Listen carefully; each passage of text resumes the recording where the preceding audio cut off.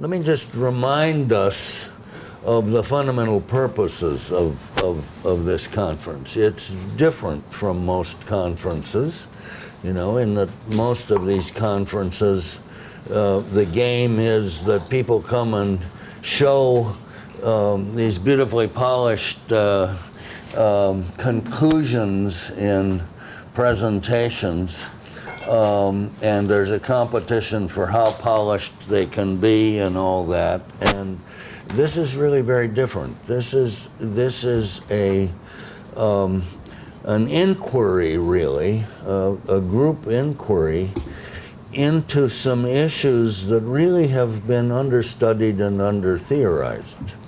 That is the fundamental observational practices that go into looking and listening analytically to minimally edited video footage or any audiovisual recording that's continuous and minimally edited.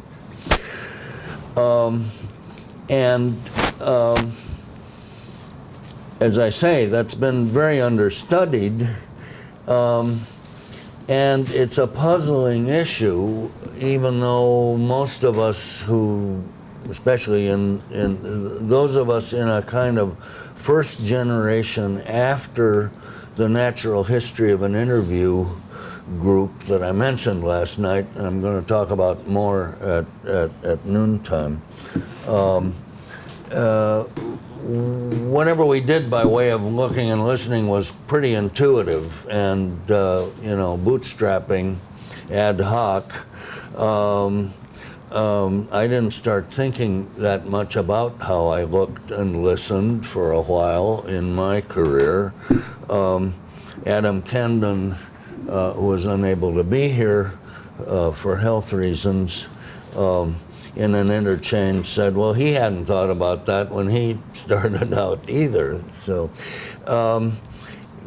but it's got to be an interesting issue because, the sheer amount of potential information in an unedited audiovisual record that's continuous is so huge that we've got to be selective in what we pay attention to and what we disattend to, right? And as we develop an analysis and a transcription, we're even more selective in what we revisit by way of looking and listening. And those practices, having been pretty much tacit, are what we're trying to become more reflectively aware of and articulate for the purpose of future generations. There's a kind of archival purpose to this whole thing. We hope to create a website that other people can come and see a wide range of differing ways of looking and listening analytically, right? That's the purpose. So that somebody could come to this and get a feel for how Carrie Jewett does this and how that's different from the way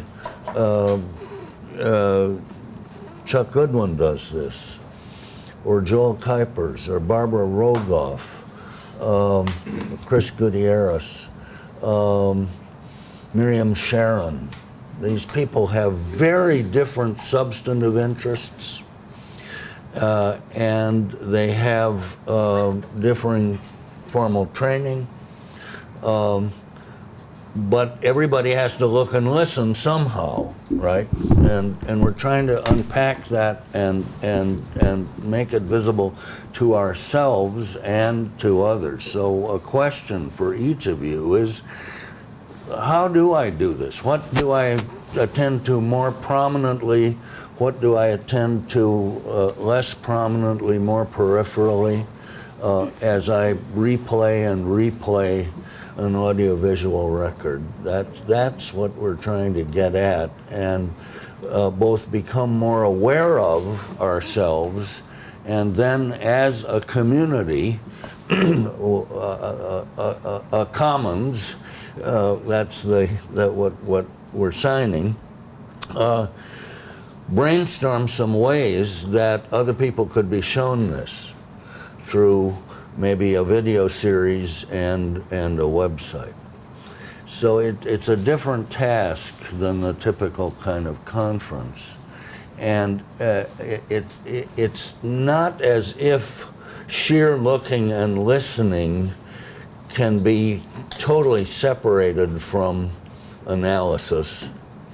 You know, there are no immaculate perceptions, we know, and there are no pure inductions. We bring stuff as perceivers to the audiovisual records that we're attending to, but there are some practices sort of at the basement level of analysis, the very fundamentals of attention that we can, I hope, unpack and figure out how to communicate about to others. So that's our purpose. And everybody who has been invited, and probably some of the guests here too, are good at this already, right? So this is not a contest, and there aren't any grades. If you weren't good at this, you wouldn't have been invited as a participant, right? So get over that, right? Susan, get over that, right? Okay. All right. That's the little framing for what we're doing over the next day and a half, and I'm again so grateful that you are here. I want to thank two more people in particular for helping in thinking about these issues.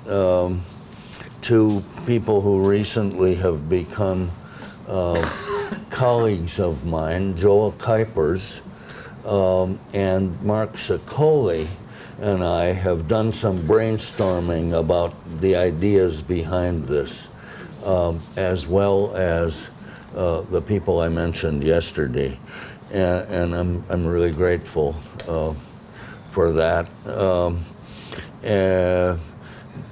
And that's it for a kind of framing presentation.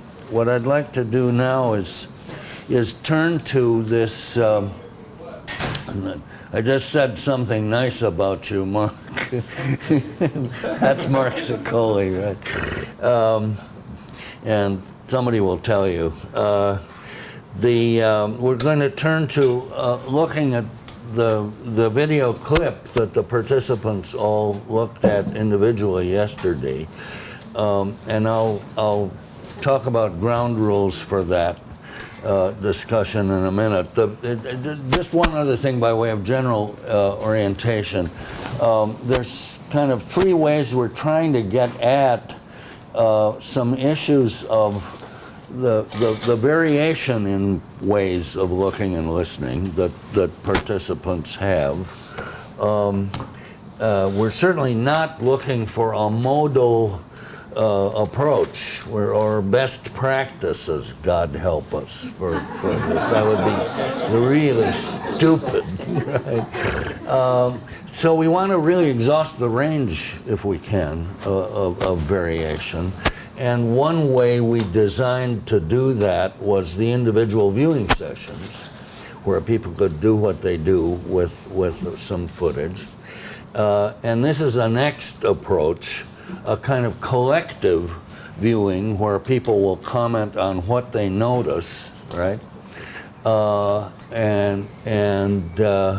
Then the other way is the individual presentations of what you've already done with material in your career, and we're hoping that out of that will appear something that will give us a feel for the range of ways of approaching this that people may have. Some people are more auditorially dominant. as they watch initially. Some people pay more attention to visual phenomena and so on.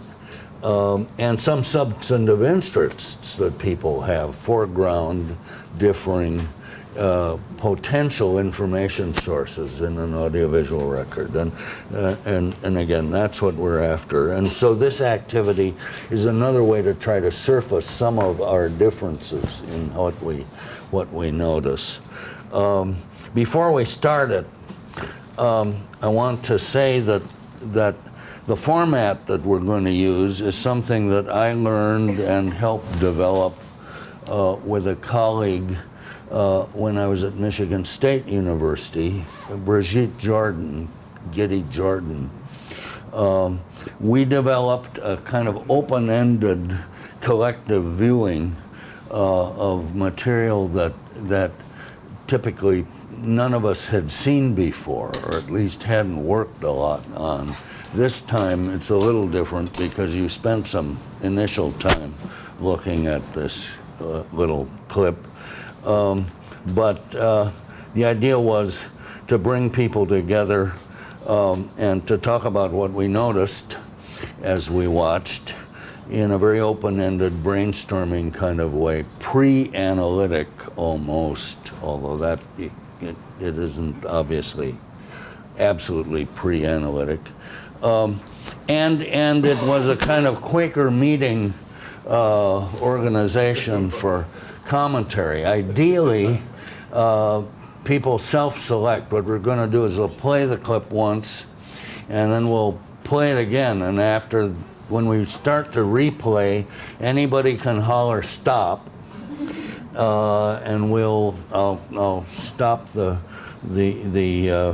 tape, and you then can say, well, I'm noticing that this little kid over here isn't looking at where Liam's finger is, right? While a whole bunch of others are. The kid in the red shirt isn't looking where Liam's finger is pointing to the glass bowl that has the rocks and sand and water in it.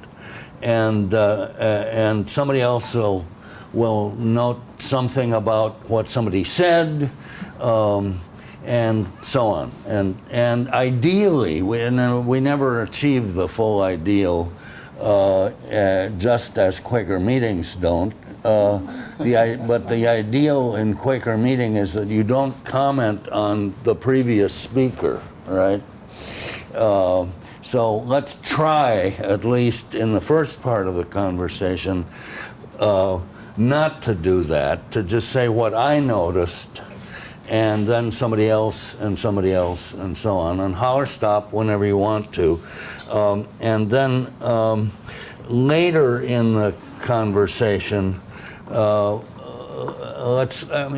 the beginning, let's also try to hold questions about what's going on that we can't see on the screen, or what was happening prior to this event, or how does it fit into a whole curriculum of teaching physics with kindergarten and first graders.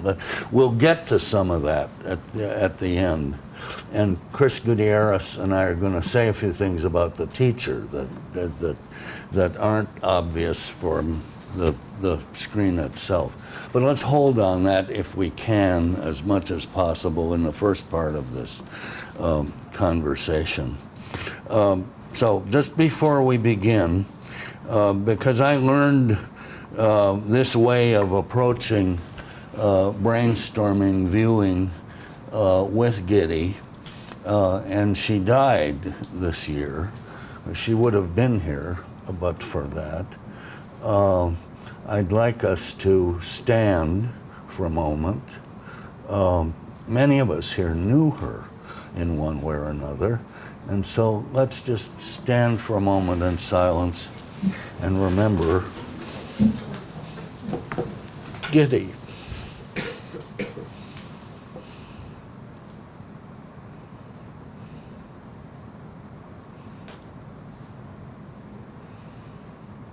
Thank you.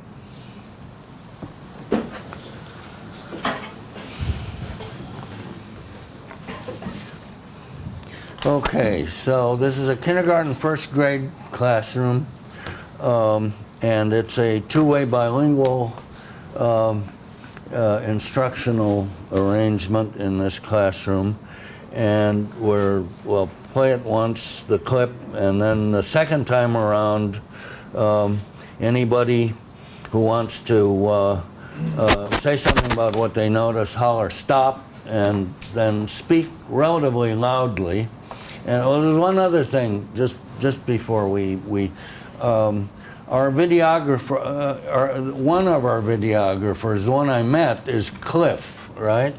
And who's are your colleagues? Yeah, right. We thank both of you. Let's give them applause in advance. Thank you very much. You're colleagues in this now too. Okay, here we go. That's what the teacher says. Here we go. Here we go. You ready? Yeah. Good. Here we go. Here we go.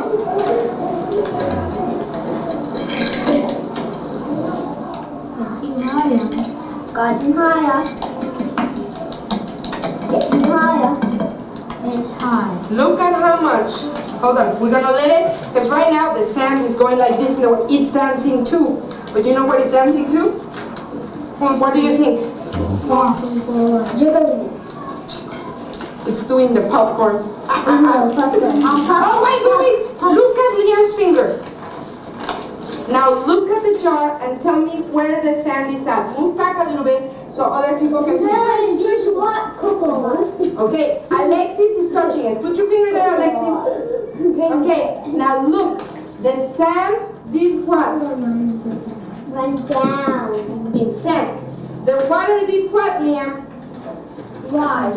It rise. And the rocks stayed at the Bottom. So we know then that matter occupies space. Okay, you can stop. You can do it. You want to do what? Here's our experiment. So this is what I want you to do. If you wiggle como una Coca-Cola en un lugar y cuando lo abres it goes up y se cae. ¿En una Coca-Cola?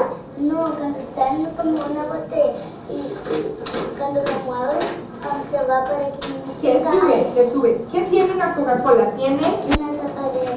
y tiene gas. Es agua con gas. Entonces si le haces así a la Coca-Cola, ¿qué sube? El gas sube. Y también se te cae luego. Y después los bubbles. Las burbujas. Okay, this is what I want you to do. Okay, so now we're gonna go back and we can of course see life backwards on video. That's one of the things some of us do, play it back and forth faster and slower than life, right? To strangify it for ourselves. Okay, so now we're gonna just keep replaying this and anybody holler stop. We have a mark in front of your hand. There is a laser pointer if somebody wanted to use it. It may be too awkward. There's only one, but we might end up using that a little bit to point to things. And I'll try to use the cursor here to point as you're talking about things. So holler stop whenever you want to, and holler stop as often as possible. Right? Here we go. You ready? Yeah. Good. Here we go. Here we go. Stop 5 seconds ago. Yeah. Okay. Yeah. Holler stop loud. You want to go? Well, I just wanted to point out one thing of this. Liam's pointing to the jar becomes important later on. Right. And so we only want to work with what we have, but Right. I just wondered whether that he was told to do that, or it's he just did it and the teacher worked with that. That's Let's hold the latter part of that for later. But that's what you noticed. Something about Liam's finger and how it plays in the scene. Yeah, Michael. That's actually where I started yesterday, even before playing the video, that finger turned out, and then the first 2 seconds of the teacher projects something that also presupposes certain things that have to have happened in the past in order for that to make sense. And so for me, I generate a hypothesis at that moment that then turns out to be find support some 30 seconds later. Okay, yeah, In the spirit of looking at something different, I noticed something just now that I didn't notice yesterday. a little louder. I noticed something yet now that I didn't notice yesterday, and I'm particularly interested because I really concentrated on the last part of the film, in the relationship between the little girl and the teacher, the little girl and the teacher's Yes. left. And what I noticed here is she actually grabs her arm when she starts to set off this experiment, which I hadn't noticed before. Yep, Can we see that? yes. Yeah, so I was noticing that in the beginning as well. She actually, the little girl, She does this I one. want to say, having already viewed it, I want to say a lot more about the whole thing. But what I noticed here in particular is that certainly her arm, her hand comes up along the upper arm of the teacher. She's also already started, when she starts, her hand is on the teacher's left thigh. I didn't see And that. actually returns there right after this. She also, her movements are remarkably coordinated with the teacher. So she, as the teacher leans, it's hard. In this particular frame, it looks as if she's looking around the teacher. But even before she has to look around the teacher to view that, the object of attention, she's actually moving with the teacher. So their movements, I wish Adam were here, frankly, Yeah. for the ways in which, both proxemics and spatial orientation, as well as physical contact, she's maintaining a really interesting kind of footing with this. Okay, And then Adam came in a sense as well. right, okay. Is anybody, Susan? Wait, in the very, very beginning, I think like in the first, could you pull it back for me? Could you please Sure, pull it you want- back? yeah. I was just noticing the little girl who's lying with the pink pants on the left. A little louder? I'm noticing the little girl in the pink pants on the left who's lying down. Look at her, the way she is also orienting with her eyes towards the teacher.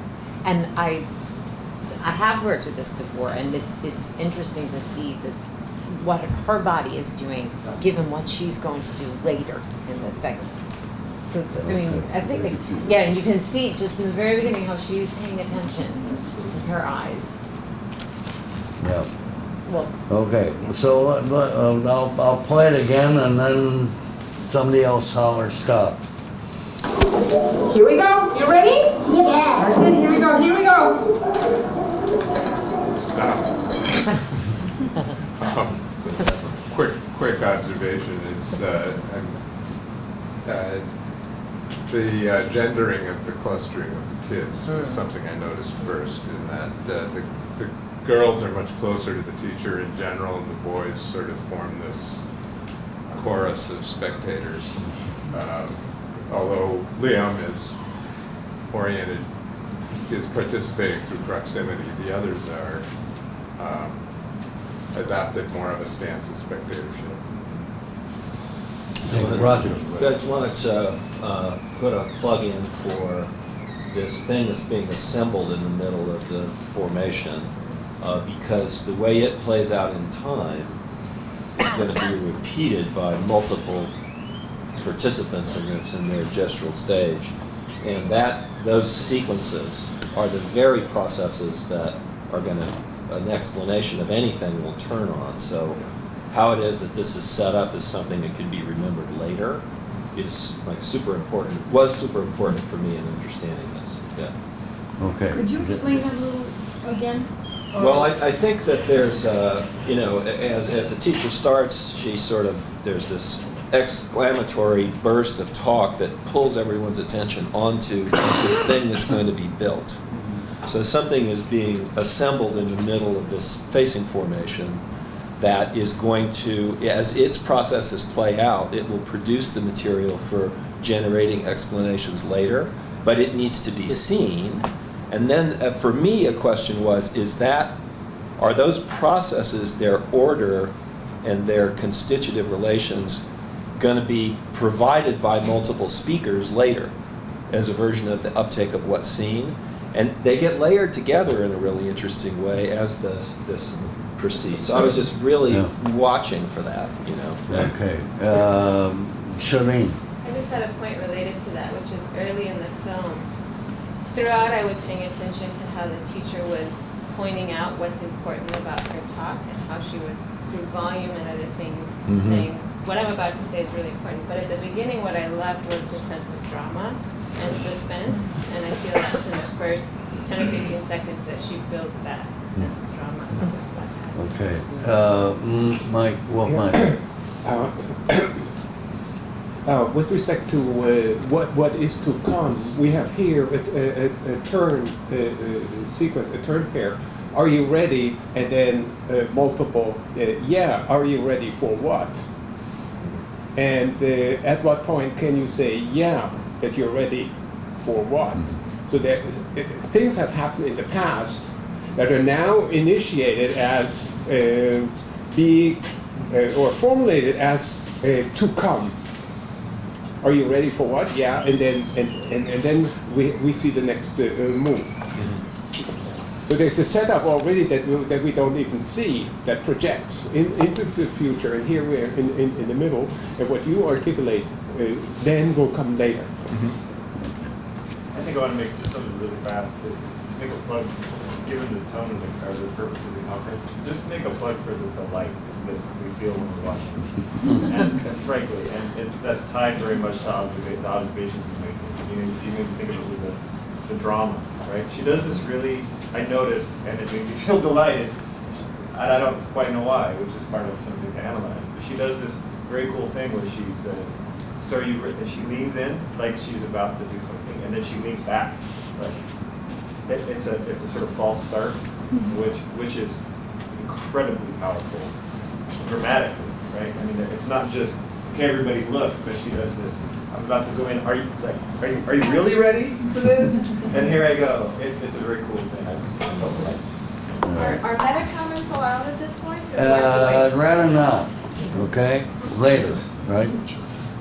Yeah, Chuck. Well, very minor point. I guess I'm really interested in how historically structured settings and the materials accumulated from the past in them make possible the actions that occur. And then something that's very simple is the transparency of the glass. Right. And the whole organization of the attention that's going to occur later is presupposing that transparency so you can see through to the materials within it in that way. Also, just a little footnote on that. Both of those vases or vases, whatever they are the same shape. Yes. And so that could turn out to be really important too. So the deliberateness of this sedimented environment is really fascinating. Yeah. I just got passed a note reminding people to speak up. Apparently there's a hum that's coming from the fluorescence. You know, yeah, either the light combination of the lights and the air system, and so speak up. Yeah. I just wanted to add a little footnote both to Roger's and Chuck. Chuck was picking up on the specificity of what I guess we might call the stage here. I just wanted to go to the other end, to the theoretical point. That reminds me of the second aspect of indexicality that we know about. So you remember Herb Clark talking about pointing and placing. Pointing being one kind of indexicality, where you direct attention to a spot. But this is much more like making a stage, like the counter by the cash register, where you purchase stuff you want to buy. So a very general process that's involved here, which then gets endowed with some other special properties precisely by the sorts of things Chuck was talking about. Right. So that stage has got to be created. Attention has to be drawn to it in advance, and it's just a theoretical prime for indexicality. Yeah, it's a plaza, it's a forum, Yeah. it's a, I suppose I don't think it is that exciting. I don't think there is.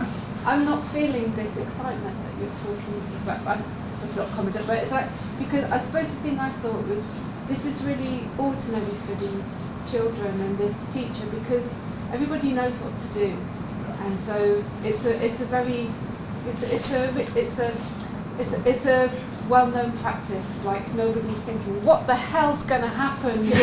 You know, like, oh my God, what is she going to do? Am I ready? You know, like I think everyone knows that something probably quite short is going to happen, and then it's going to end. And so that's, I think that's. And I think that's maybe the source of the delight, is the ordinariness of it. It's not just that it's extraordinary, but it's ordinary. Vicky. Yeah, I kind of also had that same reaction, a little less delight and more wonder about who's getting to control what, and who has access to the science, and who's going to perform the science. Yeah, but let's talk about that stuff farther down the line. We're still on what's visually and auditorially drawing, what we're drawn to. Yeah. So it might not be delight, but if you go back and look from the very beginning at the children's reactions when she's speaking, there is some sort of delight, if you want to call it that, like on the faces of the two girls, the ones you can see, or the faces you can see. They're so wrapped in what she is about to do. So I don't know if it's not ordinary. In rapture. There's something happening that makes them seem really excited. Look at their faces right now. I mean, look at the one. Certainly get very second one. engaged. They're very I mean, engaged. they're very Yeah. engaged. So I don't know if it's Engagement is not surprise, necessarily but delight, but exactly. Right. Right. There's something to it. Okay, let's keep going. With her. Continue higher. It's gotten higher. I noticed that I had a better understanding of what was in the jar at this point because I heard rocks. Right. Yep. And so, and the water level is rising, and Liam's finger is tracking that as it rises. Is he tracking it, or is it just going above the The person. He's Sort of was created holding an it. index, and it's Yeah. supposed to be. Yeah. And then later another finger Right. comes Yeah. in and I think Somebody shows the else's. difference or Right. points to And the I points to don't the know all the sand. names. I do know Liam. I Yeah. thought by tracking, Fred was just pointing out that it could be used as a way to track. Yeah. Yeah. Not that he was moving his finger, No. but. Okay, I see Yeah. what you're Yeah. saying. One of the things I noticed in here was just the way that they were recycling each other's turn. And in the first order, you have what's going on in the jar, and she's adding this material which everybody can see because of its transparency. And then the speech starts to try to characterize that with I think it was the kid in the red saying it's gotten higher, and then the kid next to him saying it's getting higher. The other one saying it's too high or it's really high or something like that. And so we're having kind of like this resonance between the visual that's going on in the jar and then their characterization of it, pulling from each other to iterate it. I did wonder about the visual in the jar. It did not look clear to me. I wondered what students could see about what was happening in the jar. Yeah. It was clear that it keeps getting hidden by the kids' bodies, but it was a clear glass jar. But I think part of the, I meant the liquid inside. Oh. I didn't think it was just water. I thought it was. No, it's just water. Yeah. but I think she's making provision for the clarification of Yeah. the mixture. And they will have to wait Right. for that to happen. And what she pours out of the from here is rocks and sand, and so and the sand is settling still at this point. So in that sense, it's not like clear And water truly, yet. it's clear water before. Yeah. Yep. Yep. Did it look like that to others? Or what's in the jar on the Yeah, bottom? initially it did not look clear to me. I couldn't Yeah. tell from Well, it is. Jasmine. I wanted to say something totally different, which is right around here is when I started to notice that every kid has a piece of paper, Yeah. and there are times when they're sort of either held or left unattended, and there are times when they start getting fidgeted with, and there are times when they become the center of kids' attention. And so like this kid in the maroon here is holding his kind of looped, and he does that for a while.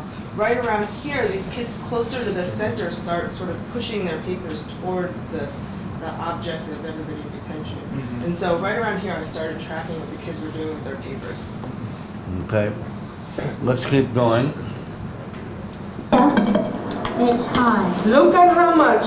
Hold on, we're gonna let it, because right now the sand is going like this. No, it's dancing too. But you know what it's dancing to? Stop, please. What do you think? I was thinking yesterday here, and then I went back, that a different kind of work is happening here.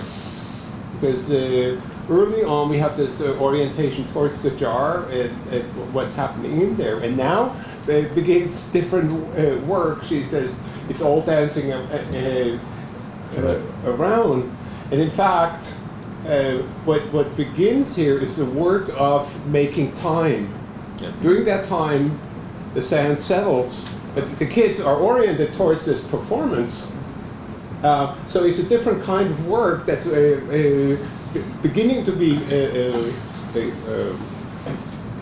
done by the teacher and the kids. That's not related to the science itself, but it does something, namely it provides for an intermezzo, so to speak, for other things to happen before you reorient to it. So that's what I noticed here, that something else is happening that was not focused on the science of these two things coming together itself. Right. I think the teacher has a particular teaching practice that is performed here for the first time, which is to ask a question, then begin an answer to that question by herself, and then she makes this big gesture, and interpreting that gesture then completes the answer.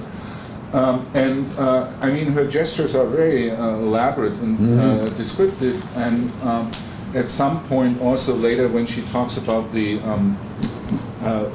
what is it that children have to, there's something that it's like popcorn or so. I don't know whether that's the one, that's here, right?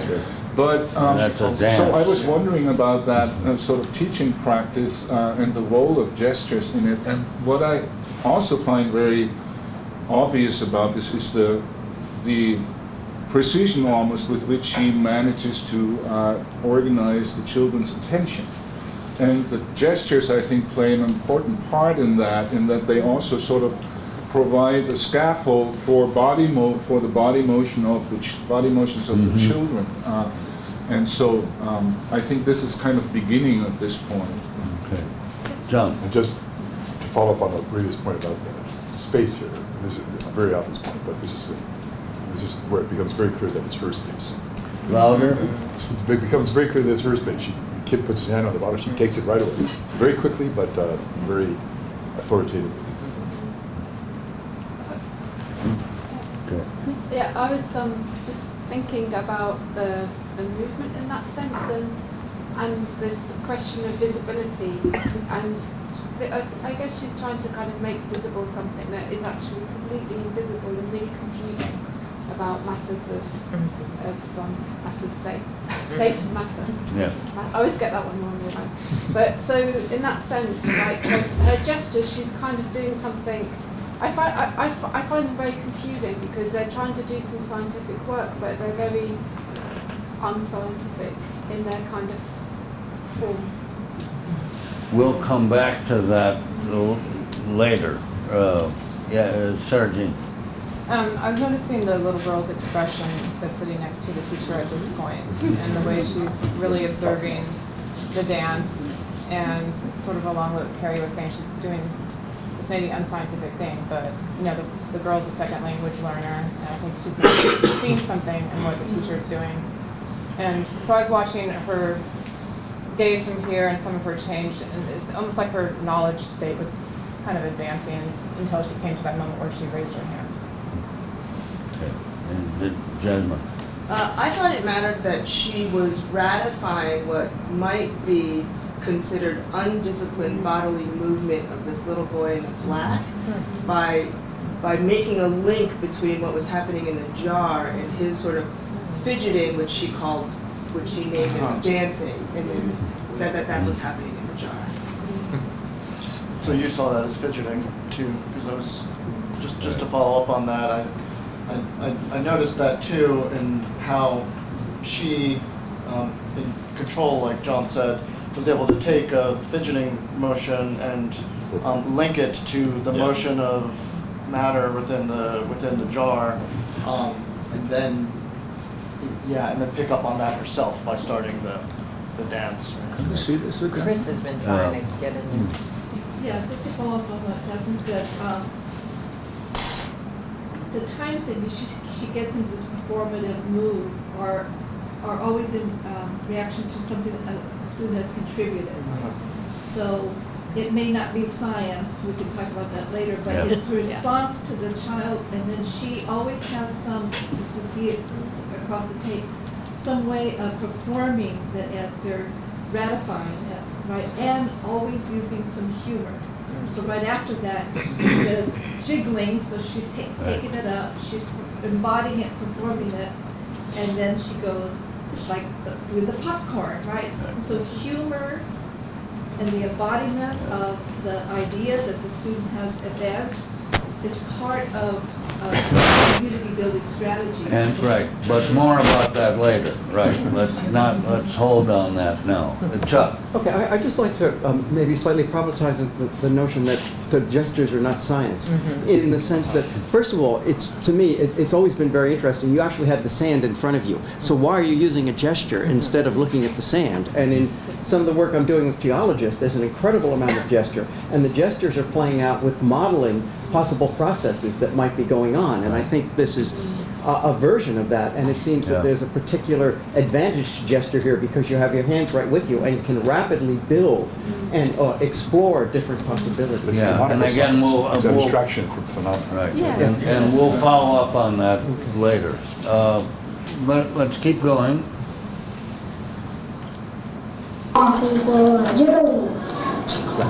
It's doing the popcorn.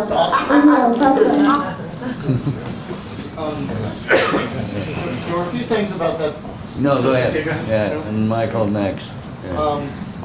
One was the shift in voice quality to a whispered voice as she engaged this one child, and it's the first time she did that drastic of any kind of shift in voice quality there. Which really engages that boy, and right at that point, or just after that, the little girl to her left comes in with all of this touch on her. Yes, touching her thigh. Michael. This was exactly what I wanted to point out. That's where it especially became salient to me that physical proximity between the little girl and the teacher. It comes right after this, and right after the teacher has actually approached that boy, in a way, pulled away from her, but she pulls her right back. Right. I think she may have the right hand on the back of the teacher too. I forget. I mean, one could look very closely, more closely. Could you perhaps go back just a little bit and play that? With the Use the left and right arrow. No, just play that. Yeah, with the arrows. With the arrows. On the keyboard, Earlier? On the keyboard, maybe. Oh, on the keyboard. I don't like to do it that way. All right, let's. It's dancing too. But you know what it's dancing to? What do you think? Jiggling. It's doing the popcorn. Oh yeah. Oh, wait. Look at Leanne's finger. Okay. So I just, Susan and I were monitoring that's love. And I just, a child too, who is to the left of the teacher, I just think that's, wow. I mean, I don't really think we have terms in this field for that, but there's something really, the mutual desire of teaching and learning is massive. And so there's a certain joy from the outside in seeing that happen with the head on her shoulder. It's just quite amazing. I'll violate my own rule, but read Vivian Paley, among others. I suppose that's one of the jobs of teachers, right? Elementary school teachers to juggle these different multitask, if you will, including giving love to the children. And it's really cute how the girl sort of admiringly almost watches the teacher's gestures, and as the teacher has completed it, she kind of leans in on her and almost like, well, I think love is exactly the right word. Chuck. I just want to make a quick comment about the whole sense of viewing. I think you described the girl to the left of the teacher, and to me that's always been problematic because I don't know if it's our left, and I was wondering if you were looking at the girl in the pink pants or if we're supposed to, and that's always been an issue in viewing tape for me.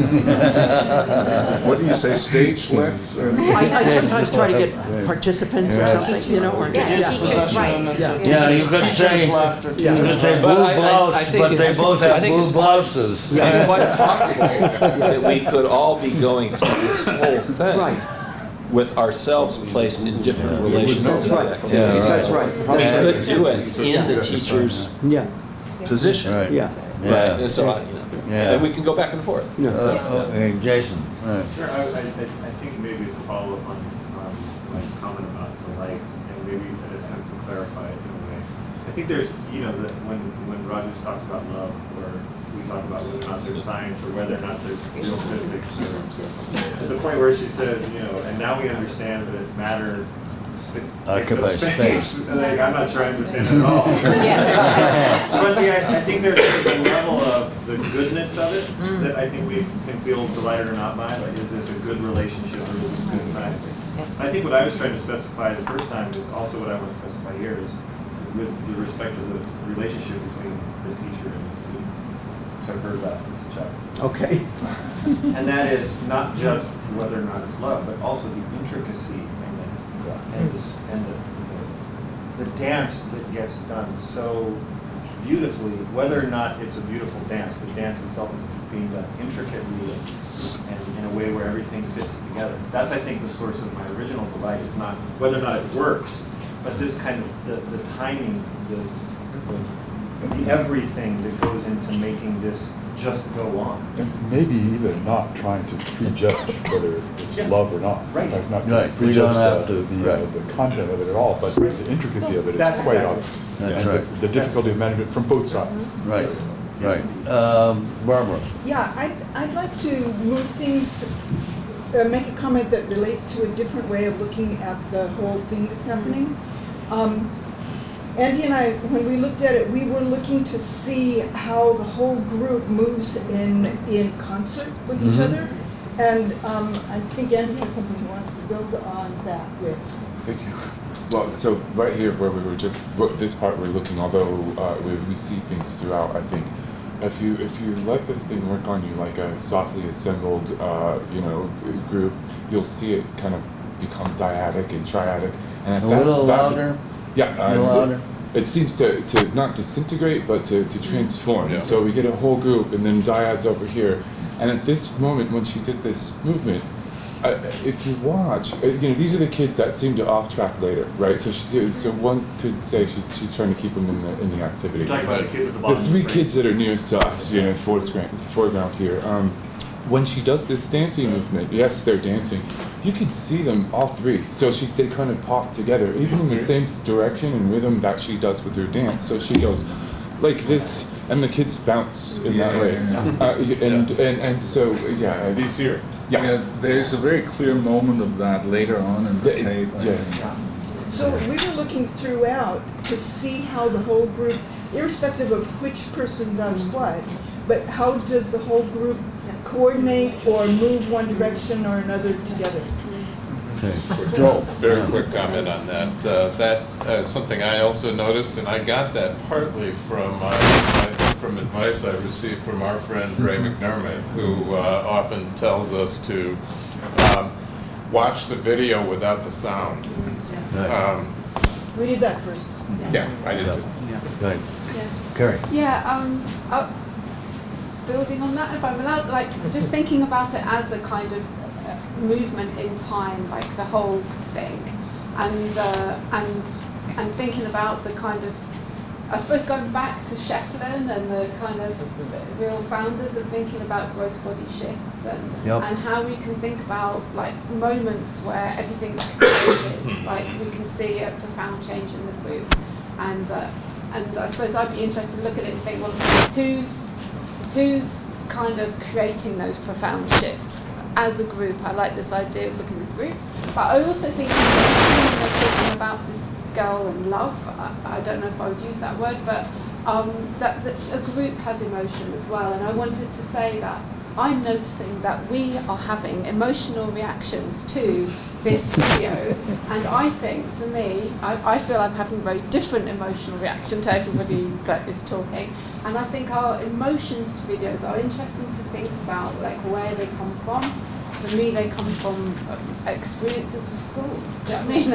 And if I'm identifying with this group, I'm probably thinking about this girl with the pink pants on, possibly not moving throughout. So I think stillness and silence and inaction is something we're not looking at. We need to notice as well. She's not moving and she's not speaking, and what does that mean in this group, and a notion of a group, and think of movement as a resource in a sense that everybody has. When we don't use it, that kind of stillness is fascinating for me. Okay, so let's go on. Now look at the jar and tell me where the sand is at. Move back a little bit so other people can see. Okay, Alexis is touching it. Put your finger there, Alexis. Okay, now look. Somebody said stop. Partly I want to have a side conversation with Chris. One of the papers that was so formative for me was the James Brown versus Brown Board of Education. Yeah, but don't go there yet. I'm not going there. Okay. I did want to make a nod because in fact these two boys, right, who I think we've seen them coming in and coming out, they have a whole conversation about looks like hot cocoa. Yeah. And it's just, and it's a gap. It's like they're doing this other thing, and it doesn't just happen quickly and then go away. It stretches over several turns with the rest of the group, where it's hot cocoa, and then I think the other poem on our right says hot cocoa, and then they get on the left, to our left, it says, almost like trying to recover it late, hot cocoa! But there's a lot of hot cocoa talk that's Right. living at the margins of this. Which topically is almost like being still, potentially, right? It seems hardly related, but maybe it could become related. Well, yeah, and I think it also goes to the point about, is it really clear? I mean, I think they tell us that they don't see it as clear. It looks like hot cocoa. And a more general point, of course, is that in any scene of concerted human social action, there's always more than one thing going on at the same time. So speaking of another thing, so I think we were right at the playhead was whatever it is on this thing. It was stopped just in a place where we missed something. I'm not proposing we go back, but I think the teacher arrives at a moment at the end of the joking and this beautiful stuff. The physical process has finished. That Michael was pointing out, they're waiting for this to happen. Right. And so there's a new interactant in this scene, and it's the jar. Right. Because the jar has settled, and the jar can now be read and measured and things like that. So I think we have to keep track of the jar too as something that's moving in time. And it's an actant in this scene as much as are the kids and other parts of the... Right, and I notice that at this point, but not a little bit farther upstream, most of the kids appear to be looking at the jar now. There's a larger proportion of the groups telling each other what we're looking at that's focusing on the jar. And it has settled. So now, what? Right? Well, and one aspect of it having settled is the thing that was going on that was visible before has stopped. Right. So now there's this problem. Part of what is going to be relevant to talk about is no longer visible. It's a new... And a new thing is visible. The relation between those two things is carrying the science in some respect, right? So whatever comes next with that material is going to be really important. It's a new keros, right? Michael, yeah. Yeah, well, both, but, well, doesn't matter. One or the other of you, Joel, or, right? No, just, this kind of violates your rule, but Yeah. I want to comment on the punch cards thing. I agree. Well, That's an insight. people have been bending it already. I think once the stuff in the jar settles, then this Shefflin's notion of the voice-body shift, that kind of axis shifts to the kind of political economy of attention, then moves towards using language to control it. And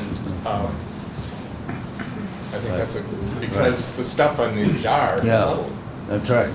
Yeah. So what we also have seen just during the seconds prior to this image is that there is an orientation towards the jar, and there's such a quick orientation on the part of everyone that in fact those sitting behind no longer have access to the jar, which was the work that they had done, namely orient towards the jar. And then additional work is required that I see, namely making access possible for everyone. And that's the work that she has done just before that, and the kids come back so that the jar, in fact, is perceptually accessible by all. Right. Okay. I've just noticed something I hadn't seen before when we looked at it yesterday, which was this child's drawing. And I hadn't noticed that. I'd seen the pieces of paper, but I hadn't noticed that they had drawings on them. And Yeah. so, This one right there? yeah, so now Yeah, I know, I'm wondering, trying to. when did those drawings come from? Like, were Damn they, it. were they kind of There. done beforehand? 'Cause There? They haven't been doing here. So then were they a kind of hypothesis of what was going to happen in the jar that happens before? Away from the bar. Is that what's... I don't know if I'd want Take the mouse to the Yeah, top so and it'll go then- away. Oh, Yeah. Click and then don't move it again. If you fiddle with it, it'll come Yeah. back. Yeah. All right, well, Can you yeah, okay, Yeah, well, there it I is. can- Point it, yeah, did that's they- what, So right. now I'm thinking, okay, so what Yeah, yeah. happened before this was they ordered a drawing about what they imagined was happening. I hadn't noticed that before. Yeah. I'm still stuck on there being only water in the jar. What did you say? Is there only water in the jar? I'm still At the because start. I remember yesterday I ran to check. And this drawing, again, makes me wonder if it might be a representation of something that a student saw earlier in the jar. There were two jars though, Yeah, right? there were So two. one had Yeah. things in it, and then maybe the other had water in it, so they were looking at the state of the one perhaps with the rocks. I noticed when she asked, "What do you see?" that was a bid to the whole group to answer.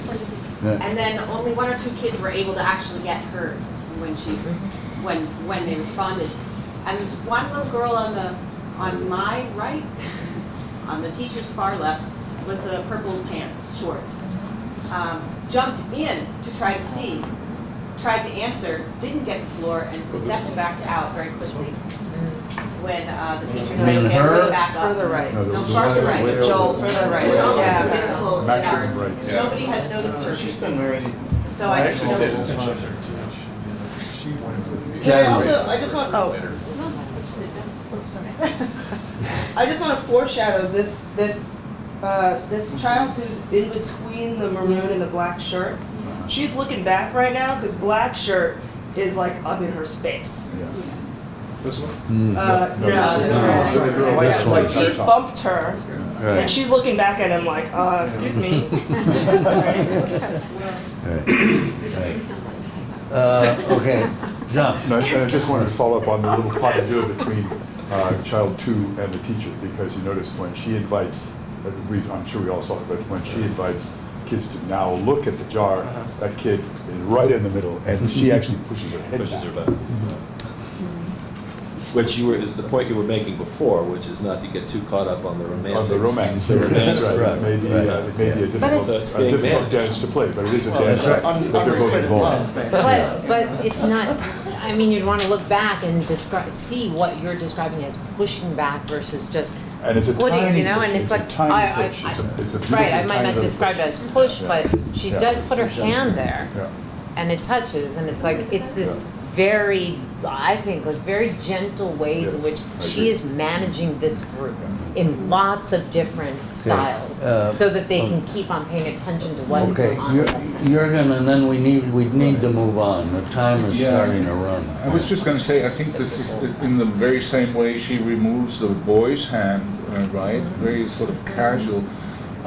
And that same boy in the black T-shirt and the dark hair, he also, like after she says, I don't know what she says, make room or so, or like a few seconds after that, he still implements that request on the teacher's part. So he's very, even though, you know, he gets reprimanded, no, he doesn't get reprimanded, but his hand gets removed, but then he's still very sort of with it and attentive at the same time. Okay, Barbara, and then we do need to get to this other part of the tape. I think if we look at this as a whole group, it changes what people have been talking about in terms of reprimands or love, in terms of, there's a very complex negotiation or collaboration between everybody, and they're all negotiating that. The teacher is, if she moves a kid's head to the side, that's not necessarily a reprimand, it's guidance. Or the child may be doing some work that has something else to do with how the whole group is coordinating. So I guess I'm returning to the idea of looking to see how everything is like a dance rather than particular moves of individual people towards other individual people. I think that changes the whole, the cariño thing that the teacher and the girl to her, well, to my right, and the reprimand question. It changes it to a, I kind of blurred my eyes to see more of the dance, and we also moved it, we sped it up. Yep. And when we sped it up, it was easier to see how the whole group was moving in concert. Right. But of course, that whole group view also blinds you a little bit to the fact that there are multiple dances. Yes. There is a whole group dance, but there are some quite individual dances as well. So there really are some. Or dyadic. Well, whether they're dyadic or not, they may be actually triadic, but there is Or certainly triadic, there yes. is one central dyad here, and we can see it playing out as a kind of, if you want to think of it as a ripple in that bigger dance all the time. Moving right along. And did what? Stop. Down. Stop. Insect. Stop. The water did what, Mia? Okay. What I found interesting here is, oftentimes we talk about the gestures oriented for and the interactional relevance of gestures, but here, when we go a little bit back, while the teacher comes with the hand through the other hand, all the gazes are actually directed towards the jar and not at all towards the hand. Could you And I thought it pull was- back to see, Frank? Could you just Pardon? show us that? I'm sorry, I didn't hear Show what. us that. Play it again? Yeah. Go back to the Go back hand up. gesture part. So we can see the hand gestures and the gaze. So here, Right, just okay, when she here we go. starts, all the gazes are. Now look, the sand did what? Went down. Insect. The water did what, Mia? Okay, go ahead. So I felt that for example, I actually looked at all the gazes and just went tapped through that. I may have counted it. The little girl right to the left of the teacher, to our right, she gazes down. The African American girl, she gazes down. The boy with the red sweatshirt is gazing down. All of the kids are gazing down while this gesture comes. And so I was wondering about the interactional relevance of what to do with that gesture, which might have been significant. Good. Well, I noticed that also. I think that's a sort of a generic organizational task. If you gesture to interpret an object, where are people supposed to look? At the object that gets explained or at the gestural explanation? No, just one sentence. I mean, I'm not so sure anymore seeing in this time, but I think you can see from the, I think that the children sort of organize themselves, and that relates to what you talked about, in relation to that downward movement, so that whatever the gesture sort of communicates cognitively, that's one aspect, but the other aspect, that body motion is, can be allow other people to organize their body motions by reference to it. I think that like experiments in science like this, I think, are really complicated because they normally don't work. They don't normally. And everybody knows that. Most people do an experiment knowing that it's not going to work in a science or group, and from this through to, like A levels or higher level. And so I think what she's with the gesture is doing is kind of like dealing with the ambiguity of this experiment, because what she wants the children to see, the sand going down, actually, I'm not sure you can see that the sand has gone down. There hasn't been enough time for the sand to settle. So she's speeding up what is going to happen in that jar through her gesture. So her gesture is one thing, and the jar as this visual material kind of object is another, and there's the gap between the two. And I think she, the teacher with her body, is kind of trying to bridge this thing. And I think so that where the gaze is of the children is kind of interesting, because maybe her spoken narrative of what they're seeing, explaining what they can't see, if you like, is kind of enough. I don't know. Okay. Un poquito. Un poquito. Just jumps out into the history of science, and I'm thinking of Stephen Chapin's really wonderful writing about visual demonstration as the historical origin of experiments. So look, and then these replays are really a fascinating enactment of that comparative way of seeing things. Okay, I'm going to go on because we've got to get to the next part of this for a bit, and we won't if we stay. You rise, and the rocks stayed at the Yeah, well, okay. So I think this is part of the kind of ongoing relational work that's being done in this clip, because the student says rise, and she doesn't reformulate, which is on the Right, she doesn't correct the grammar. So she says rise, and they continue, and I think that's a really important move. Right, okay. Related to that, earlier with the gesture go down, the kid says go down, and she does reformulate. It's saying. And I thought that's an interesting, sort of a clue that she's got a linguistic goal going on here too. Right. She wants the kids to start to hear and use science language. But hold that, right? Let's go on. So we know then that matter occupies space. Really fast. I thought it was hilarious that as she delivers the punchline that matter occupies space, the girl in the pink shirt is experiencing that phenomenon because the boy has literally displaced her seat, and she gets up and moves and sits back down. That's right. It's in there all over the place. That's right. Look at Okay, you can stop. You can do it. You want to do what? Here's our experiment. So this is what I want you to.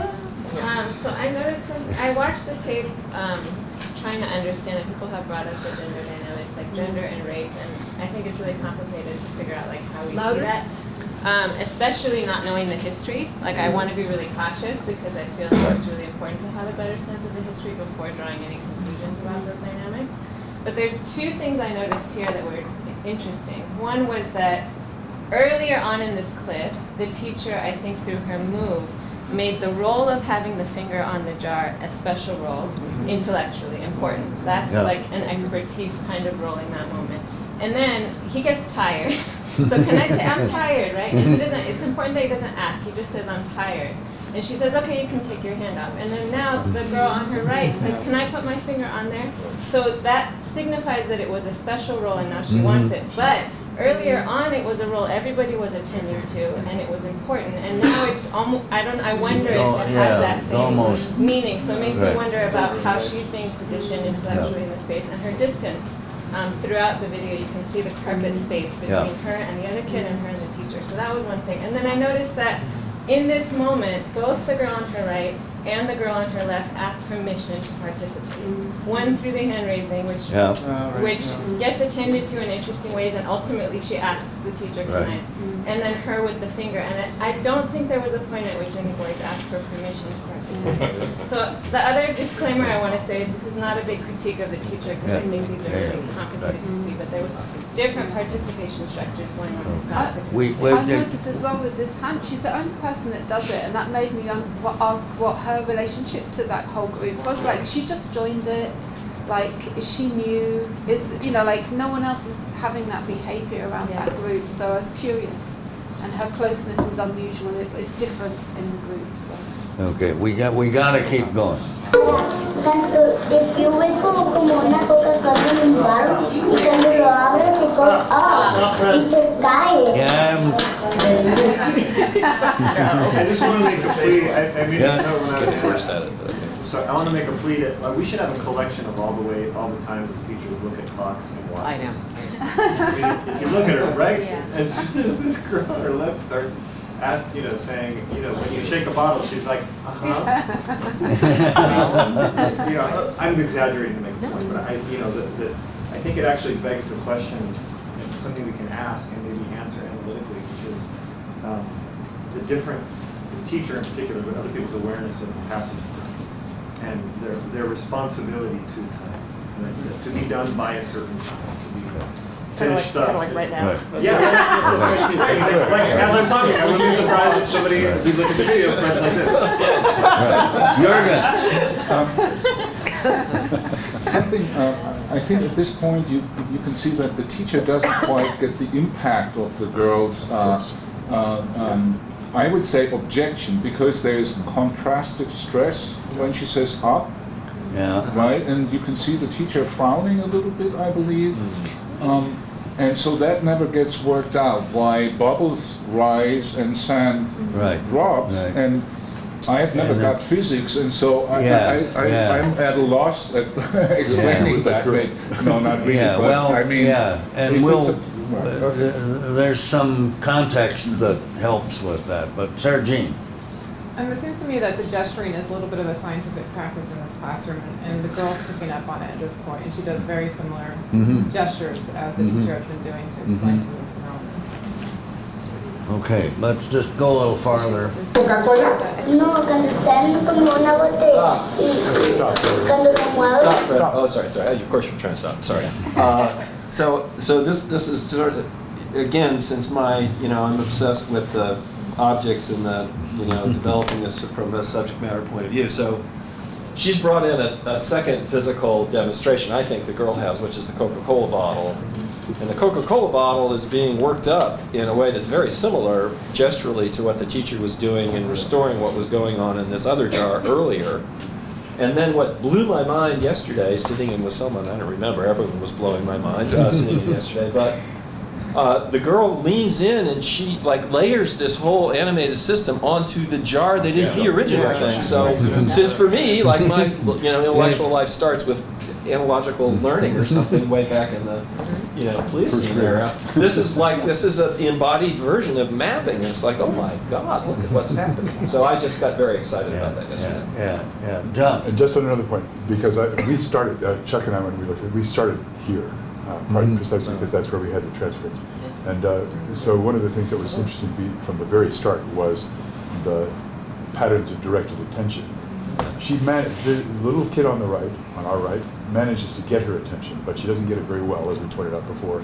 And what's more, the teacher never gets what she says. And we have evidence from that from the very beginning. In fact, it's on the transcript. So if you look at the second line of the transcript here, the teacher says, en una Coca-Cola. Nothing wrong with that grammatically. but it's completely wrong for what the girl has just said. She hasn't heard. She hasn't heard. She's heard the wrong thing, or she's heard the wrong thing. And it's just that's there on the transcript, if you like, and then it's played out. You clue to it straight away when you read the transcript. And it's played out on the screen. It's played out with her frown, with her repeated question, with her questioning head dance with the little kid. Okay. Barbara. And part of what I think is happening here is the girl has not really managed very well to get her say in there, but I think it connects with what's happening with the teacher looking at her watch, and you can see the children have dispersed. So they're ready to do their own experiment at this point.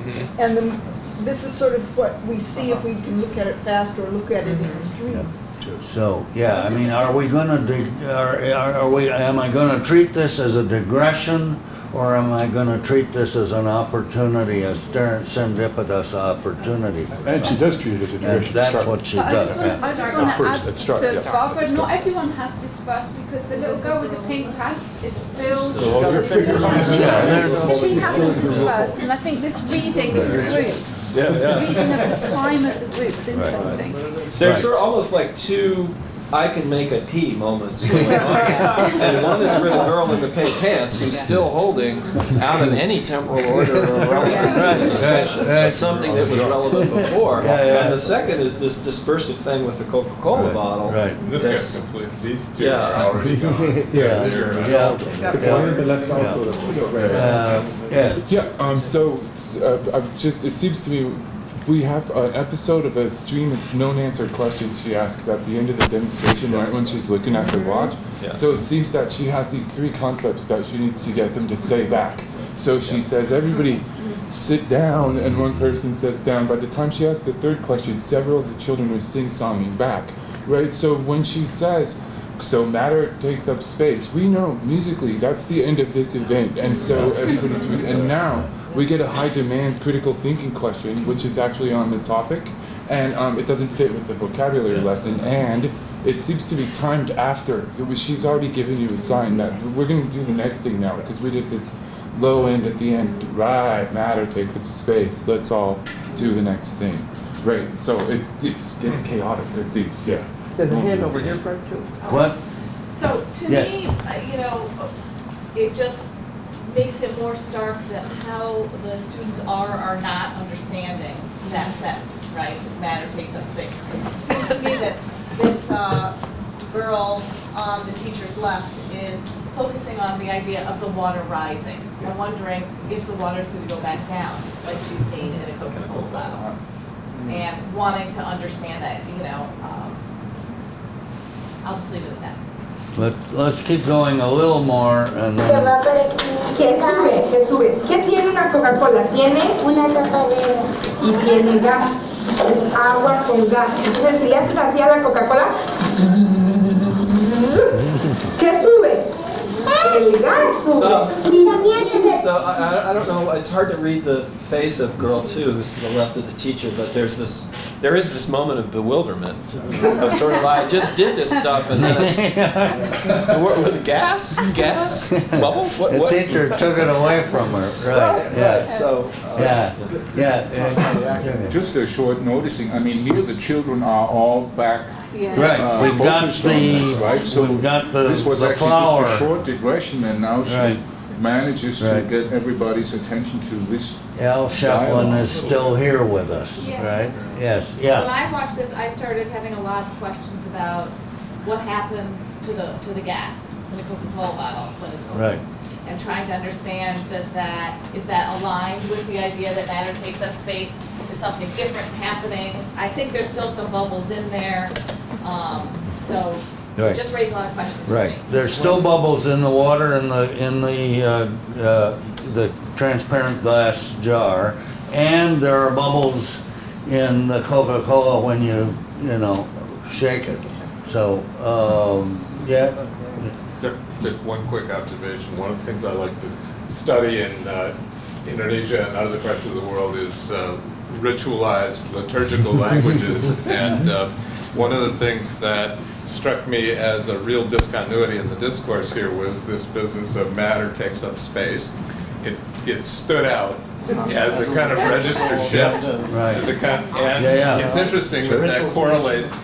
It correlates with kind of dispersal of attention, and they think, okay, well, we've created a new attentional focus at this point. Right. And that kind of And the teacher is sort of converting this intervention into something that connects substantively, because gas is matter that occupies space, right, in the water. And let's just take a little bit more of this, and a few more comments. We're out of time officially, but we'll take some more time with it.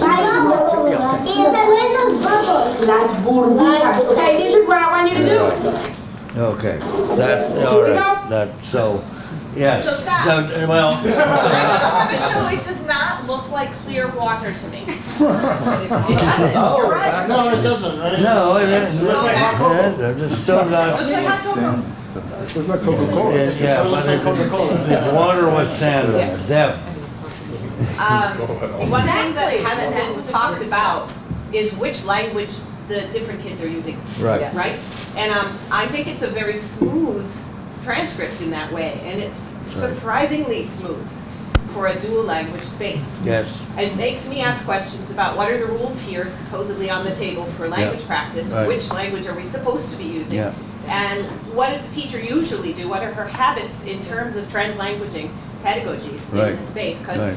the little girl has no hesitation to use her Spanish to express her ideas, and the Right. teacher responds in Spanish and then uses those cross-linguistic strategies to pull in the bubbles. Right, right. There's a real interesting dynamic. And we're gonna, I'll just take a couple more comments, and then we need to move to Chris telling us a little bit about the teacher, and I'll tell you a little more about the scene and the pedagogy. But Mark?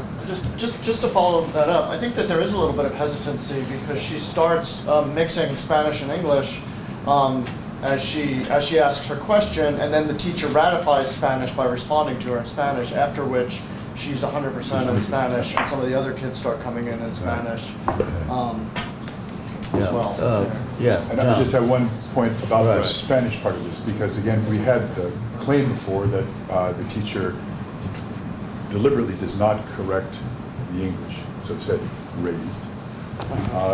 We here have evidence that she is correcting the Spanish, but in an extremely subtle way. That's right. So she's correcting the gender of the Spanish burbujas by using bottles instead. Yeah. So she ratifies the guy who says las burbujas, which is a correction over los Right. bubbles. He says los, one guy says los bubbles, and the next guy says las bubbles, and she says las Los. burbujas. Yeah. No, she corrects it. Yeah, Say that's she ratifies that gender choice. Yep. Okay, so we really need to move to a kind of meta commentary just for a few minutes. I'm going to give Chris no more than 3 minutes to tell us a little bit about the teacher, and then I'm going to say a little bit more. Yeah. So prior to this experience, which Fred will tell you about, the teacher was a teacher education student at UCLA. And it was the year where I had this love-hate relationship with Teacher Ed. So Teacher Ed let me have a cohort, an experimental cohort, for an entire year. So they studied deeply cultural historical theories of learning, classroom discourse, blah, blah, blah, blah. And routinely, we took videotapes of their classrooms and came back as a group and really talked about their work. It was the bilingual cohort that I had. Then we followed her for 3 years after that. We wrote about her. But her first experience was in a dual immersion classroom, dual immersion school, which was very different. In Santa Monica. Santa Monica. So her practice, I didn't say a lot because I know too much about her, but very oriented. She's a Barbara Rogoff follower. And I'd say she's doing community of learners. Right. But the social, she would continually work on the spatial arrangement of her classroom. This is the only classroom I ever saw where kids came in every day and didn't go to the same space. Because that's a routine. You could go sit anywhere, you only had 3 rules, and you started every classroom with community circle. And language, she's very attuned to language. really privileged hybrid language practices, but also would extend their Spanish knowledge with formal language. And so we've written a lot about the way she does that. So, yeah, I think this captures a kind of pedagogy. It's different because it's not the same context of dual immersion. But yes, we've studied her quite a lot. So, and for those of you who know about the third space notion, this is the original third space, or one of the original The third article space Rethinking teachers. Diversity Right. is about, Right. in the other context. Right, yeah. And part of what she does is play on kid culture Yes. knowledge. And so when things dance in a jar, it's like the popcorn dance, and she invokes that. I want to say one thing, Yeah. is she really paid a lot of attention, I know this empirically, I've been watching, on reframing what counted as counter script, Right. what counts as misbehavior. So So you- Liam, it's not, there's a very, and they can talk more about it, it's very intentional. Instead of making Liam the problem, giving Liam a role, and she would reframe kids' roles so that they would be part of the group. Right. So you see a lot of reframing. Yes, and indeed, we can think of what happens with the Coca-Cola, what happens to the offer, and then the transformation and the pointing to the bubbles as a reframing and a bringing of that example in when it could have been treated as an irrelevant aside. And here's the rest of the kind of ethnographic story. The little girl is there's a kindergarten, first grade classroom. She's a kindergartner, and she's a first grader, but she wasn't there in kindergarten last year. A number of the kids are old hands from the previous year, but she's new to the classroom, and this is the middle of October. When she came in, she spoke almost no English. She got some Spanglish capacity, but she didn't. Not only didn't she speak English, she didn't speak in a public arena. She only spoke to the teacher in asides in Spanish, right? And her family spoke predominantly Spanish at home, and she acquired a little bit of Spanglish and a little bit of English. And by now, 6 weeks later, it's developing. But this is the first time she has said anything in front of other kids. This is her entry into the classroom community that is so important to this teacher, as what Chris said. And so she takes this possibly cockamamie soda. No, it's not. It's not. Yeah, well, Very okay. good. No, Yeah. no, I think that I don't think it's so cockamamie, but at least she would do anything with whatever this kid said at this point, because because she's entering the scene, okay, and so that's for me an example of why we need to do ethnography and participant observation along with videotaping and video analysis, but that's it. What happened after this was the kids worked for a little bit on their papers, which are about matter occupies space, and then it was lunchtime. The teacher went to the teacher's lounge where there was a soda machine, bought a can of soda, and brought a bunch of little cups back.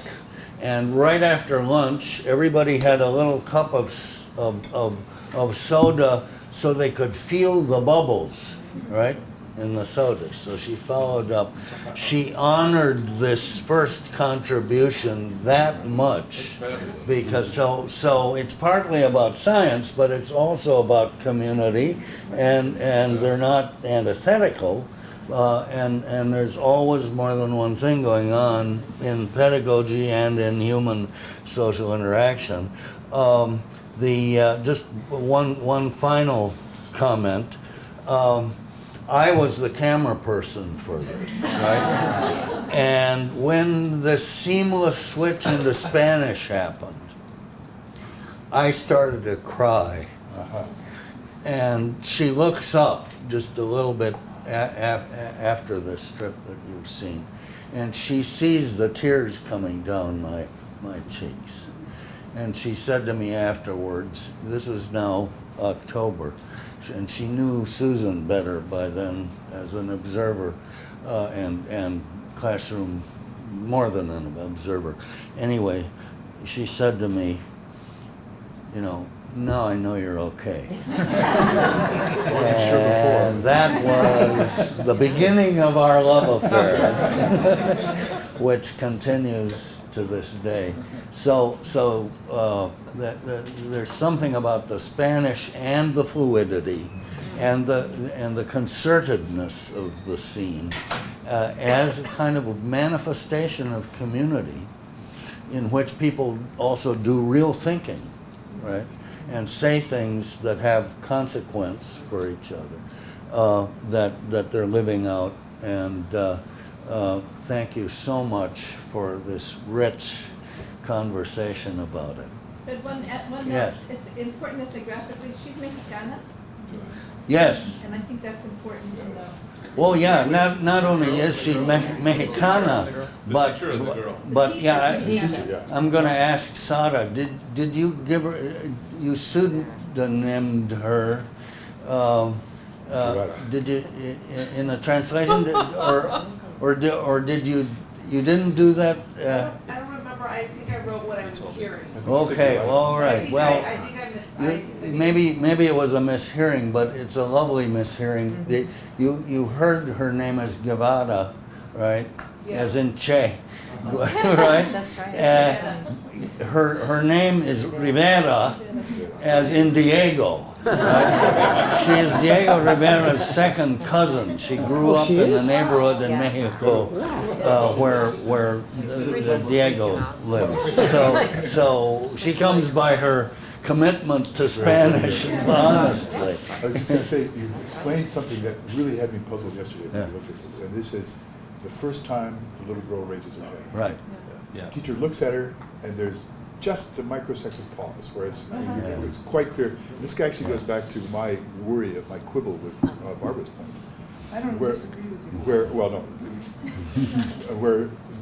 Where she clearly has to think, do I do this now? I'm clearly going to do Yeah. it, but I Yeah. can't do it now Right. because I have to do Right. this other thing first. So the dual activity there is just pregnant in that Right. song. Right. Yeah, that's the moment. Right. What year was this? This was the year 2000. And how often were you in that classroom? We were in the classroom for the entire year, and if you want to see, Every day? not every day, but multiple days every week. Sometimes all day. I was at the school all day, Yeah. and they call us in. Right. We have 58 hours of video across the year and hundreds of hours of, blah, blah, blah. And yeah, I'm glad, if you want to see more of this, there's a website that shows the teaching across the whole year, the development of themes and whatnot across the year. And it's called the Classroom Ecosystem Explorer. Terrible name, but Classroom Ecosystem Explorer. If you Google that, it gets you to the website, and you can see this clip and a whole bunch of others. And this is not an isolated rehearsal of Matter Occupies Space, and the topic feeds into later things, and they end up looking at the end of the year Newtonian dynamics and the distinction between kinetic and potential energy by building a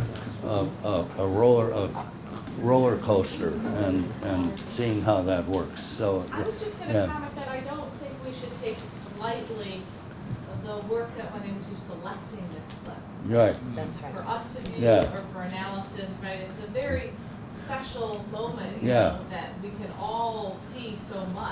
Right.